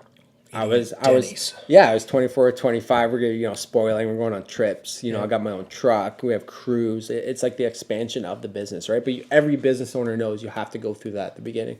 So from there, that lifestyle didn't really fit for me. I bought a house, had a fiance, and I was like, I need more. I kind of plateaued a little bit. It's like this was great. I learned a lot, and actually I learned how to leverage the bank's money to build something, right? So then I That's it saying use other people's money. That's it, right? Yeah. OPM, use other people's money. So from there, I tried the 9 to 5. I sold my shares, right? After I bought my house. Me and my brother, we love each other. We're still we're best friends, right? So there's no hard feelings there. But from there, I tried the 9 to 5. I just actually worked for the Durham region in their maintenance depot. Gravy job. It's like, this is dazed and confused. 1,000 a week for hide and seek. That was the saying. Have you ever heard that? No, never heard that. yeah. Never heard that. No, that's like there was GM and that dried up, and then it's like go work for a township or a region, and then it's like all those are like, no, that just pays the same as every other job now. That's it. You're like, oh, they got a good pension. You're like, yeah.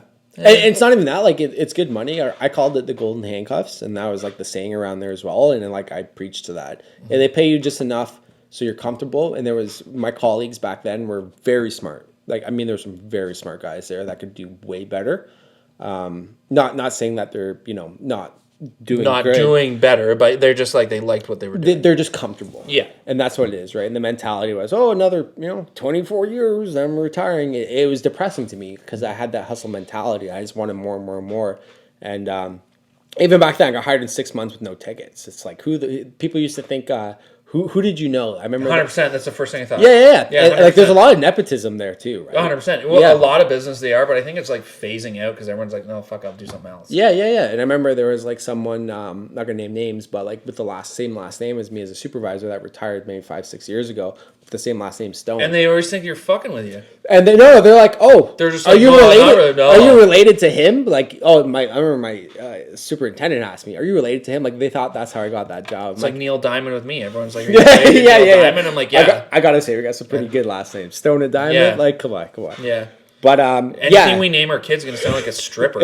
Yeah. Have you Googled Jesse Stone though? Because if you Google Jesse Stone, I am competing with Tom Selleck with a whole book of a series of books called Jesse Stone. It's like a undercover crime cop. So if you ever Google just Jesse Stone, you'll see books and books, movies. There's movies about it. But if you go Google Jesse Stone mortgage agent or mortgage broker or mortgages, that's when I finally pop up. So that's what I got to compete with, right? Mine is a guy doing drunk karaoke that sucks. Yeah. It's probably a better story than I got. But it's like, come on, Lee Diamond. It's like it should be a stripper. Yeah. Porn star, some sort of. I'd subscribe. For sure. 100%. Yeah. Right. I get OnlyFans going here. Maybe later. We don't know. But anyways, not to talk too much about my career. I want to talk about what I'm doing right now, right? So, anyways, lasted about a year in the region, and I was like, this is. I remember I used like a real estate strategy called a home equity line of credit. I got my property appraised during the crazy COVID times, and I was like, wow, you're gonna give me all this money for my original investment. I'm gonna throw about $240K into my property to create, your first property into a dream home, right? You're never gonna get your dream home at the start. So you have to, like, I bought an old school here in Burkton, and it was a shit show. I've done the whole property from top to floor, and I mean top to floor as in... Yeah, you bought a commercial property, bro. Flat roof. Yeah. Which is good. 30 years. It's no different than shingles. It just takes a different person to install the fucker. Yeah, but my roof did leak twice. And I had a tree come down on my overhead wire and rip a hole, and squirrels got in and ate my wires. We had a hurricane come here through. Remember that time? Oh, Yeah. We were on the trails riding, my wife and I. Yeah. We almost died. I believe it. It was literally Helen Hunt and Twister. It was the most fucked up thing I've ever been in. And she's like, you were so good in the whole situation. I had a helmet on. I'm like, how the fuck freaking out? Yeah. I was in Sandbanks. I remember being on the road, on the beach, and then like my neighbor called me like, yeah, your skylight just blew off your house and hit my car. There's water pouring in your house. I'm like, sick. Just had a buzz on the beach, nice 12, 11 o'clock. And we're like, well, pack everything up. And yeah, basically blew my skylight off. Water poured in, fucked my whole house up. But anyways, I used that HELOC to invest in my own property and paid those payments with my HELOC. So it did not cost me a dime until I renewed, right? So that was like a 3-year renovation that I didn't pay $1 for personally out of my pocket, but I just renewed, so now I'm paying for it, right? But I wouldn't be able to save $240,000 in 3 years of home ownership. I wouldn't have been able to at that time afford a $1,900 payment extra per month because a HELOC Prime Plus, right? So basically, I leveraged the equity based off the appraisal because of how crazy the housing market went to do my renovation, to turn, a $350,000, $400,000 property to a $1.1 million property with a $500,000 mortgage, right? So literally, I'm not here to brag or anything like that, but that is the strategies that I like to show people. Yeah. Right? You know what I mean? I'm paying for it now, but within those 3-4 years, it would have took me... Oh, you just deferred the paying. Deferred. I paid the renovation with the HELOC. So I'd pay it and then give myself my money back because I had access to that. So to save think about it. I sold my bike, I sold my investments. We put 20% down, which was roughly $74K on the property, $350 at the time. Our mortgage was $270. Within 3 years, I got access to $300,000. How long would it take you to get $300,000? A long fucking time. Yeah. Yeah. 30 years? Legally? Yeah, legally, true. Oh. Right? Yeah, wow. So that's where I was like, I'm throwing it all back into the property. I'm not going gambling. I'm not, throwing it into... Kind of. Well... Fuck going to the casino and 49% is against you. Yeah. It's like, I would, go to Home Depot and buy some doors. Yeah. You know what I mean? Yeah, buy some 2x4s and sit on it for fucking... Yeah, buy a shed. Maybe do a fucking outdoor landscape project that you said you saw on Pinterest. Be like, oh... Yeah. That could I got a firebird from Pinterest. Just yeah, $50,000. But that's the strategy I like to show people, right? A lot of people piss their money away on stupid shit. Sorry to interrupt you, cut you off there. No problem. But this really drove me nuts. Is where everyone's like, "Oh, I can't afford a home." I'm like, you sort of can if you didn't buy a new truck. Yep. If you see what I drive. Yeah, did you see what I fucking drive? Yeah, my tailpipe fell off like two weeks ago, and I literally just went to the mechanic. I'm like, "What do I need done?" They're like, "Oh, $5,000." I'm like, "Just put the tailpipe back on." What? Yeah, just put the tailpipe back on. I don't care. Electric. Yeah. I never owned a new vehicle until after I bought this house. Still never owned one. No, that's fucking. Well, sorry, my wife leases one. It's a rental. Lease is different. Yeah. I broke that down. I'm like, I would rather lease. I know it's really against ownership there, but it's like the lease segue. This one, fuck. Better rates. I don't give a shit about the interest. It's the overall cost. It's like you pay over that vehicle over fucking 7 years. And you have the option, right? And it's worth nothing. I don't pay any maintenance on anything. I don't do shit. I just give you a payment. I'm going to pay regardless. Yeah. Either way. But so like that's what I did with my property. Basically reinvested, Smart. And put all my money in because, like I said, people who purchased before that hit the lottery. But the fact is, when you hit a lottery, you get the money. When you hit the lottery with your property and the value, you gain equity, but you can't access that equity unless you use something like a home equity line of credit or a second mortgage to get the appraisal done. Remember, the private lender, they only lend up to a certain amount of value. But to get that appraisal done, take that money out and just make sure you have an exit strategy, right? You can afford it and use that money to further build wealth or further get you ahead, right? So I put it all back in the property. But anyways, a little off topic, but how I transitioned to mortgages. That happens in here. I'm just telling you right now. Oh, it's all good, buddy. Don't come in here with a straight line because it's going all over the fucking place. Yeah, I got a little experience in podcasts, right? So that's true. You do. That's pretty cool. Yeah. I like them. That's a fucking niche, weird market. It is. But so like, how did I segue to mortgages? So like when I did this with the home equity line of credit, I had a good buddy in banks. I used branch manager at the time. And I was like, this is such a powerful tool. I've already had, learned OPM through this business that I used to run. And then through real estate, I was like, wow, why don't more people do this? Because I know a lot of people like yourself that have the equity because they purchased between that time period. So I would talk to them. I'd be like, go talk to my buddy. He'll set you up. And, he was with one of the banks. And I'm thinking, I'm like, I like this. People want money. I can help them. That's it. Yeah, but I can make money for. But I like educating, and I realize like you're good at it. A lot of people don't know that, and like I want to be that. Hey, I did this. Do this. Not like you should do this, and like I like to walk the talk, not just talk. Right? I'm going to suggest something because I truly would believe it, or if I was in that position, I would do it. Yeah. Right. So that led me into mortgages, and I remember I was just like, I'm out of this, government job, can't take it, just quit. Right, went right in. And, Freedom 55, brother. Yeah. And when I started, it's so depressing, right? Remember all the old guys there, 23 more years. I'm like, fuck, I'm 30. I'm 30. I'm giving a fucking minute. I worked on an assembly line before. I can go by the 94.9 The Rock song. You know what time of day it is based off the song. Yeah. And the next thing you know, it's like Jingle Bells. You're like, what the fuck just happened? And everybody is a fucking coach for the Toronto Maple Leafs or any sports team. They talk about the previous. Back in my day. Right? This year's going to be our year. It's like, no, it's not. Yeah. You fucking suck. Yeah. Or it's like, it's never that back in my day. It's always or the new one that you'll pay attention to this now. I said it this year. Nobody wants to work anymore. No kids want to work anymore. Yeah. I'm like, no kids want to fucking work a job that they'll never buy any sort of future to. Yeah. How are you going to buy a house on fucking $18 an hour? And I get it, low skill jobs, blah blah blah. They go into trades. You can go into the fucking trades all you want.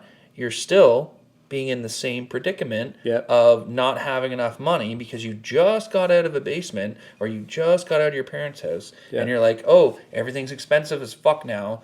So that $32 an hour after your 4 years of your time in your trade, right? Or generally even the Durham region, I bet you they have. Oh, brutal! No, you didn't get cost of living. You don't get. Yeah. You had to wait till the next union. It's like inflation 6%. Oh, we get more from the federal government, but we're not going to pay you more because the plows cost more money this year, or the lawn cutting stuff, or our facilities. Yeah. Well, I don't give a fuck. Yeah, I gotta eat. My family has to eat, right? Yeah, and it's like I don't want to know that stuff now because your problems don't apply to an employer. So why the fuck do their problems apply to you? That's it. Yeah, pay. Yeah. You know what I mean? It's like I want this much to do the job. People need to stop like getting into the negotiation phase that way and be like, I want this much an hour. Yeah. Or like you, for instance, you have a fee and you're like, this is my fee. That's it. And it will increase as times go on. Yeah. It's not going to stay there. Yep.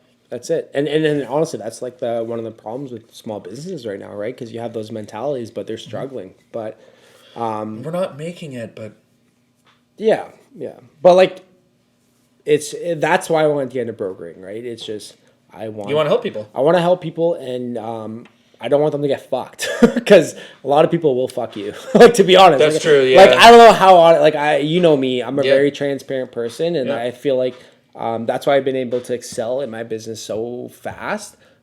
Because I did start at one of the hardest times ever, and I was legit. like legit 4.5%. That's hard. That's like World War pandemic. You're Yeah, like yeah, right yeah, there. yeah. Like you know your variable rate. I started. Like we got rations, or it's like everyone's gonna die. You're like, Yeah, you yeah. want my house? Yeah, yeah. And like I started when like, you know, the first year was like, oh, interest rate increase, like 4.5% in like This is a great time to buy. in like 14 months. Yeah, and I had people like that, right? And it's just like Yeah, because everyone's running into the fucking city. They're like, oh fuck this place. yeah, yeah. And they go to the cottages. Now their fucking work calls them back, and like, yeah, you can't. What do you work mean from you home. can't work from home and Yeah, get the same yeah. job? And you're like, nah, it's not efficient for us. And that's why it's a great time to buy a cottage right now. It's like a dead serious. You'll get a discount. Honey, we're buying a cottage. Yeah. Why? Yeah. I don't know. Had a good conversation. Yeah, and honestly, that's why I was able to excel so quick, and like, you know, like I've done very well, especially with this year alone. Like I feel like it's been better, but there's some brokerages and some teams and realtors that teams have actually like diminished, and they're like, hey, You need legit a team for this whole fucking process. You go at it alone, you're fucked. yeah. It comes on like, you know, the referral, right? If you trust me, I hope you would trust me, and if you don't trust me, that's fine.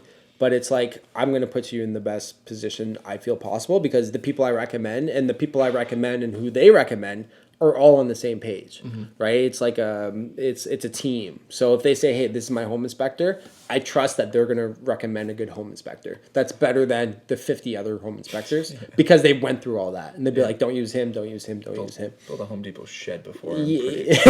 I just look for a home inspector. I know a thing or two. Yeah, no liability. Build this shit. Yeah. It's really holding up. But I see it, right? And like, trust me, I work with quite a few realtors, and there's some I they're all great. Don't get me wrong, but you would just want to make sure, you know, you're placed with the right person. Like I said, with like that incident with my previous clients, where they signed that $2.5 million mortgage, I would never recommend that realtor ever. The people that I refer, that I work with, I would have them all sell my home, right? And that's kind of what I want to put. I learned that's a big deal from selling multiple homes.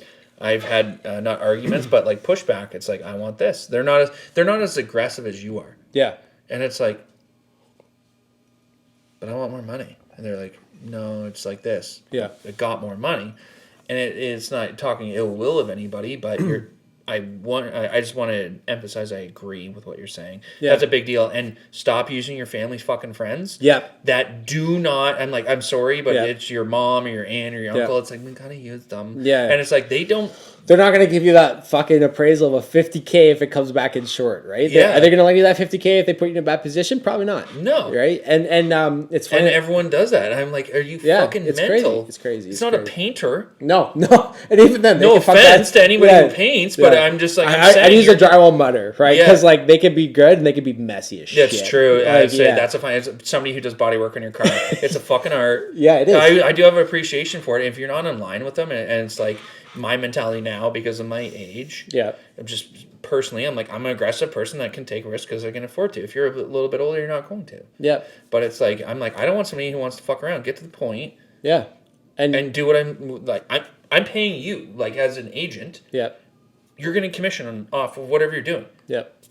And like I said, like the people that I refer and I work with, they go that extra mile, and they're not pushy, they're not pressured, they're not like, hey, it's a good time to buy all the time. Like they're not, right? And then, like I said, the people I work with and I refer is like revolution. You're like, no, it's a good time. Yeah. I mean, now is actually probably a good time. 3 months ago, it's April right now. 3 months ago, it's a gray area in our country. 3 months. I can tell you right now, 3-4 months ago is probably one of the better times to purchase, because it is getting crazy out there. As soon as they drop, like I was talking about, the whole, you know, sheep herd mentality and how fixated Canadians are on fixed rates. Like I say, the pizza, fixed rate pizza. Like, what the fuck? Like, why are you bringing that into pizza, man? As soon as these rates do drop, yeah, it is very good marketing, because I remember that, right? Yeah. But as soon as those rates do drop, there's a lot of people on the fence that are waiting, and why do they want to wait to start their life today? Because that's the mentality, man. It's get a good rate and get a good home, but when they don't think about the competition, And it's come down to supply and demand. There's so many new Canadians coming in. How do you mortgage new Canadians? That's a whole nother conversation. We can get new Canadians mortgage no On a problem. C lender? No, A lending, as long as they are here on a work permit. So they get government. They get government. No, they're just like you and I, but they need to qualify differently because they're new Canadians, so they don't have established credit and all that yet. So you need 2 years, depending on the lender. I'm talking about A lending, prime. You can't put 5% down on a property. 2 years of work history, claim taxes in Canada. I need 2 years of everything, right? And as well as a 6 to 12 month work permit. So you can't come to me and be like, "Hey, I'm leaving in a month. I'm buying a home." But if you just came here on another work permit or just got renewed for another, I think it's like 163 days. It's funny because I just had a conversation before I came here with a new Canadian that was looking into it. But as long as you hit a certain threshold, you can put 5% down, depending on those type of check boxes that you hit. Then you kind of go into more money down, different lenders, X, Y, Z, right? So now, do they have to have proof of citizenship for that type of stuff? Nope. So Canada actually came up with our government with a foreign buyer ban, January 1st, 2023, right? So last year, January 1st, where they put a 2-year ban on foreign investments in Canada. So that means if you're not here and you just want to purchase land and property in Canada, you can't for 2 years. And it's kind of funny that because there's certain pockets in BC, which I found kind of funny, that you can actually do that. But typically that's like that across the board. But remember, if you're not, that's a foreign buyer. So you have Yeah, nothing. but how do you collect on somebody that say resides in another country, comes here and lives? Yes. How They're living here, right? So there's different statuses. You'll be like yeah, but can they not just take the money and run? Can they not collect that money, put it into something? No, because it gets tied to the property. So on the title. Yeah, it gets tied to the property, but once you get tied to the property, you can get a step mortgage, so you can actually cash on hand. You can't get a step mortgage unless you're 20% down payment, and you need to be more than 20% to actually access that. So how a step or flex line or HELOC works, you put 20% down. And it's like, I consider it as a teeter-totter. So the more principal you pay, so you're at 20%, 80% loan to value, right? $1 million mortgage, $1 million property, you got an $800,000 mortgage, you put $200,000 in, right? 80%. Mm-hmm. So let's say in 2 years you pay $40K, very high. Let's say $20K in principal. Mm-hmm. So how it works is a teeter-totter. You just paid $20,000 in principal, so your step. Now you can borrow that $20,000. Does that make sense? Yeah. Right? Yeah. So that's the only way you open your way up to. Yeah. No, I follow what you were saying. I'm just looking for the fraud in there where they can borrow more money in their favor and then fuck off and never come back. Fraud is what I call Brampton style mortgages. Okay. Have you ever heard that term? No, but I can only assume it's what I'm. Oh yeah. I can show you my Reddit, buddy. I got like probably 4 or 5 messages. People like, "Hey, do you do this and that?" I'm like, very politely and professionally, go fuck yourself. Yeah. This is my business and I don't deal with that kind of stuff. But it's called a Brampton style mortgage, and they come out and they falsify documents. They'll falsify pay stubs, T4s, which is very important because that's how I verify income. And that's how they get approved. So, they'd have someone falsify the documents, they'd be on board, the realtor would be on board, the lawyer would be on board, and they'll just pass everything. As long as it gets underneath the lender, boom, you get approval. Because what are they to, how would they dictate if it is fraud or not? If you provide me with all the documents that are legitimate, there's no way to verify it with the CRA, and I'm going to segue into that in a second. But they do something called employment verification, where they call the number on your letter of employment. But if that letter of employment says, yeah, I know Lee Diamond. Yeah, he works here. Yeah, he's been here since, 2021. Yeah, he's on salary, guaranteed income, makes, 140K. What are they? And you have a fake website. They do their due diligence to check it. But, organized crime is... it's organized. It's a profession. Yeah. And that's where the Brampton style mortgages comes in. Hey, make me fake docs. So they pass all the paperwork. Yep. You get the money. Yep. And then they fuck off. No. They would close on the property and make their mortgage payments. So that's how they get it. That's how they get it. So there's different types of fraud. There's like but they get it, loans, and then can they flip it?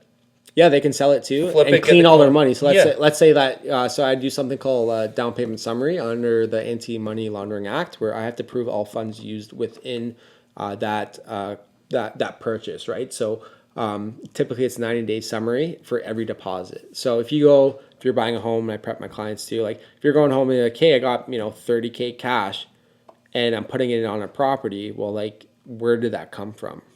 You know what I mean? Where's the tracking? So it's one of those things that's like you need to prove to the lender because they want to know where it comes from. And who regulates all of this? I can't tell you the acronym, but it's the government, it's the regulators. Yeah. So they're on top of this shit. And they need to be because no doubt, because that's a lot of money gone out of the system. Yeah, yeah. If you're putting 40K in, and I'm like, are you a drug dealer? Like, I'm not working with you, buddy. Like, with 40K to buy a house? No. Let's say like you're my client, and then you're like, hey, I just put 40K in. I'm going to use this for my down payment, and I'm like, well, where did the 40K come from? Like, oh, I sell cocaine. I'm like, well, go find another broker. Because what if it was like, I've collected bottles ever since I was an infant? Well, I need proof for that. So how do you prove? It's like I just took empties back to the store. So give me the receipts that you got from the beer store over the last 10 years. They don't give you receipts. Yeah, they do. No, they don't for empties? Yeah. I've never gotten empty receipts. It's because you buy beer every time. No, I've literally collected cash. Either way, it's one of those things. It's like, that sounds like a you problem because you didn't tell me. Oh, really? They don't give a fuck. They're just like, no. Yeah, you need to prove it. Is it income? So guess what? You know what I'm saying? Everyone gets their cut. $40,000 is a lot in empties. So like, you know what I'm saying? Okay, scrap money. So, how long where have you been putting the money? Right? In my mattress. On your mattress? Yeah. Do they provide you with a receipt? The mattress people? No. The pillow people. The pillow people. No, the scrap people. You know what I'm saying, though, right? Yeah, that's another cash business that they just give you cash and you say, fuck it. But they have to give. They have record, but you just don't keep it. But you should be, and that's what I'm saying, right? Like if that's the type. I'm not. I don't know. I'm not paying income tax when I was 12 on brake rotors. Yeah.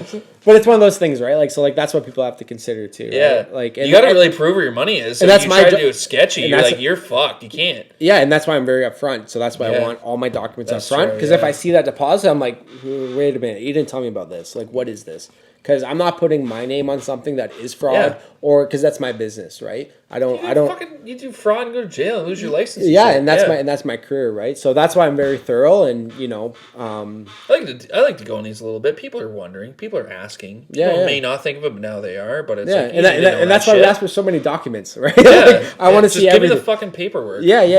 Yeah. And I had one client actually that were on that topic because during the whole COVID thing with the banks. And so it's just like, they took out probably like, I don't know, 10K because they're worried about the banks and, all the money freezing and where the banks were going to go. They panicked. And they kept it. They wanted to do the Black Friday thing where pull out all the money. 29th, pull out all the money and collapse the financial system. You're like, oh, that's how it happened. That's why there's a lock on how much you can pull out of the fucking bank. Yeah. So like, I remember they told me this and like, so I just had to explain that to the lender and they approved it. But there was a legitimate reason. They showed me the withdrawal from the bank. I could see it, and it was like, this is why we took it out on 6 months ago, and that's why we bought a house, so we're putting it in. Perfect. Why would the lender not think that's not legitimate? I gave a story. I saw the withdrawal 6 months ago, and I saw the deposit 3 weeks before closing. Story. But you can't tell me, you just sold fucking meth and, cleaned up or, whatever it is. Even if you're selling an ATV. Okay, show me a bill of sale. Show me the deposit in your account. Give me as much information as possible so I can prove it to the lender. But if you can't prove that, I can't help you because that's fraud. Fuck. Yeah. Can you buy properties private? Like, do I really have to go through all this shit? Can I just be like, hey, you want that's where a private lender would come in. Oh, legit. Yeah. It's not necessarily like they deal with fraud and all that stuff because they don't. No, but if I'm like, I just have X amount of dollars. Would you like to trade it for that property? And you're like, yep. And you're like, here you go. Yeah. But like you have to remember too, like those type of lenders, it goes based off equity, right? So that's like, I'm not saying but if you have they don't deal with fraud. It's all legit and stuff like that. Yeah. But like they don't. I'm not assuming everyone does, but they don't have those guidelines, right? Where I can't prove that or have verified income. I'm not saying it came from X, Y, and Z, but they don't care. They care. These are just A lenders. B and C, they're like, they got their own shit. No, A and B for more lax on both sides. Yeah. Private lending's different, right? Do you get It sounds weird and D? stupid, but is there D? You can Is ask there me. D? No, there's no D. There's no D? No D. If I knock twice. Yeah. I I'll tell you spit- after this. Okay, we'll talk after. Yeah. But no, and like that's where they come in, right? They care about value. They care about the appraised value, and that's what they're to protect their investors. And like you got to remember too, like people come overseas, come here, get a PR, and let's say they have a business that they sold in a foreign country, but that money's there and it hasn't come here. And like these guidelines, they go through like they're very thorough. Has to be in Canada for X amount. You have to pay taxes. Meanwhile, they see it as like you have money, the value's there. You're putting a large down payment down. More risk, but let's move forward with it, because in case whatever happens, if shit hits the fan, you sell the property, they do a power sale, you sell the property, they get their money back because they don't overextend, right? So I think we talked. We fucking went on for 2 hours, man. That's crazy. I think we can do a part 2. Yeah, we could talk all day, buddy. Awesome, great time. Thanks for coming, man. Honestly, appreciate it. It was really fun, man. Yeah, I enjoy this.